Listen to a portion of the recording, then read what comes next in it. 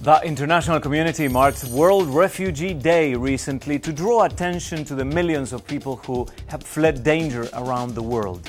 Many are living in limbo in countries like Indonesia, where there has been a rise in the number of people who are jumping on boats to make the dangerous journey to Australia.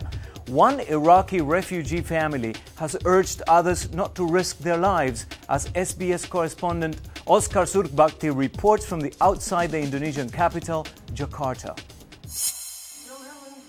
The Nadirs fled the war in Iraq 3 years ago after family members were killed by militants. I feel very frightened. There is no hope, no save.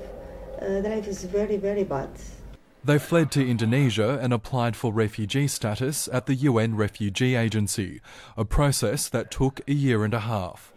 They were then moved to Lombok and lived in a rundown hotel funded by the International Organisation for Migration, which received support from the Australian government. Many rats, many mice, bad water, bad weather. It's so terrible.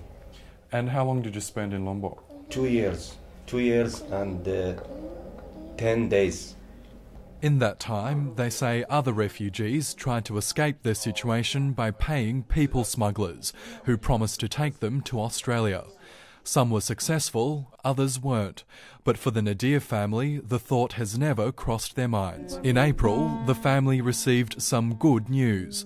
They would be resettled in Australia. The future is very good. I know what will happen with my daughter and son. Of course, they will continue studying there.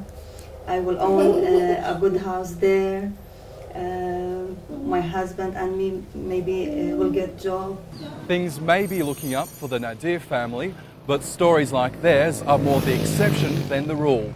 Here in Puncak, the asylum seeker and refugee population is growing by the day, but countries like Australia aren't increasing their refugee intake, and many are turning to people smugglers out of desperation. But the Nadir family has this advice for refugees and asylum seekers who are looking to use people smugglers. Be patient, go legally to Australia or any place. That's the right way.